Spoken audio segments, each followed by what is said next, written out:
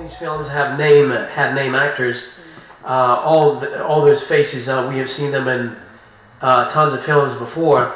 And you had mentioned that you knew Anna Paquin, and she was the key to bringing in all the other cast members. Could you talk just a little bit about that? Yeah, I mean, my day job is I'm an assistant director on TV and film. So I worked with Anna, and her and I, spoke a lot, as you do on sets when you're sitting there waiting for lighting to happen. And she asked me when I was going to be doing a short film, and I told her soon, and she said, well, when you do it, I'd love to do it. And so I showed her the script, and she's like, yeah, I'll do it. So we got Anna, and then she was sort of the linchpin, and then I met with Rita, and I said, what do I have to do to get you to do this film? And she's like, oh, you want me to do it? And I was like, yeah, that'd be great. And so she signed on, and then everyone else I got through, like the woman at the end, Mariana Claveno, she's also, she works with Anna. I worked with her on True Blood, so. Cool. Jonathan, how did you come up with the concept? I'm sure it's based on something personal, right? It is. The idea for this film came, my grandfather's name was Walter, and I was thinking about this recently. All four of my grandparents passed away when I was a teenager, and I didn't spend time with them. I didn't listen to their stories. Like, it was such a pain to go visit them and sit with them.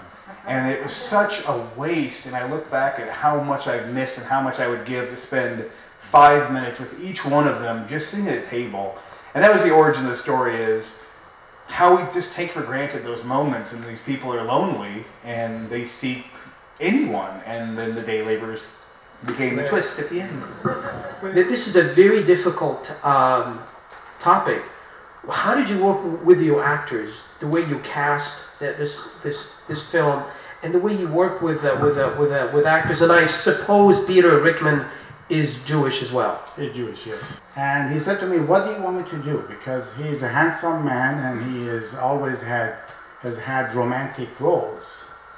I said to him, "You know what? I want you to look as ugly as hell. We have to make you look ugly." He says, "That's fine, no problem. I like being ugly because I've been good looking all my life." And we were laughing, of course. So that was my first thing. I said, "You're not going to look, you're not going to have hair, you're not going to be, smiling, you're going to be..." He said, "Fine." You spoke of the point where you decided that you couldn't hold back anymore, that you had to make the film. Can you speak to what it was? What was the tipping point? What was it that happened to you that made you decide that, okay, I've got to do it now? What caused you to cross that line? Well, so one night I was driving home, and I almost got killed in a car accident. So I was really lucky to be alive. So when I went home and I went to bed, and the next morning I woke up and I decided to do this, because I said to myself, if there is one thing you do before you die, you could have died last night, this has to be made. This story must be told. And so I decided to do it, and that's when I did it. Paul Dooley, right, is the main actor? It is. Okay. Did you rehearse a lot, or was he just ready, just like, let's go to the set and just shoot? They brought in a crate, we broke it open, Paul popped out. No, I'm just kidding.